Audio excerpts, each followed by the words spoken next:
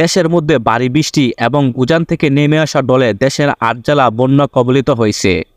বন্যা আরও বিস্তৃত হতে পারে। আজ মন্ত্রণালয়ের সভাকক্ষে চলমান বন্যা পরিস্থিতি নিয়ে এক প্রেস ব্রিফিংয়ে মন্ত্রণালয়ের অতিরিক্ত সচিব KM আলীরাজা এ তথ্য জানান।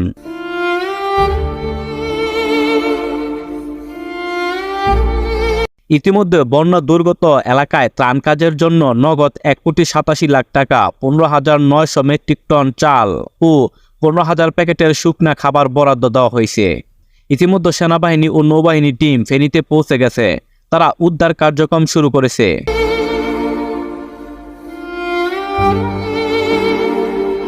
তিনি বলেন, সুনামগঞ্জ, মৌলভীবাজার, হবিগঞ্জ, ফেনী, চট্টগ্রাম, নোয়াখালী, কুমিল্লা ও খাগড়াছড়ি জেলা বন্যা কবলিত হয়েছে। আবহাওয়া সংস্থাগুলোর তথ্য অনুযায়ী আগামী ৪৮ ঘন্টায় দেশের উত্তর পূর্বাঞ্চল ও তৎসংলগ্ন উজানে মাঝারি থেকে ভারী বৃষ্টিপাতের পূর্বাভাস রয়েছে। ফলে এই সময় উত্তর পূর্বাঞ্চলে সিলেট, সুনামগঞ্জ, নেত্রকোনা, মৌলভীবাজার ও হবিগঞ্জ জেলার প্রধান নদীসমূহের পানি কতিপয় পয়েন্ট সময়ে বিশেষ বৃদ্ধি পেতে পারে। তিনি বলেন, দেশের উত্তর পূর্বাঞ্চল ও পূর্বাঞ্চলের প্রধান নদীগুলোর পানি এই মুহূর্তে বাড়ছে।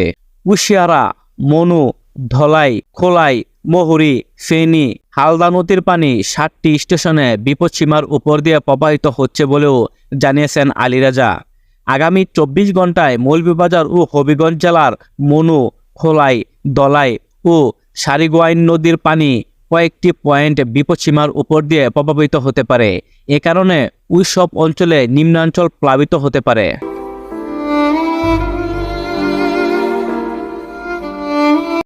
ব্রিফিংয়ে জানানো হয়, বন্যা কবলিত জেলাগুলিতে ত্রাণ বিতরণ কার্যক্রম চলমান রয়েছে।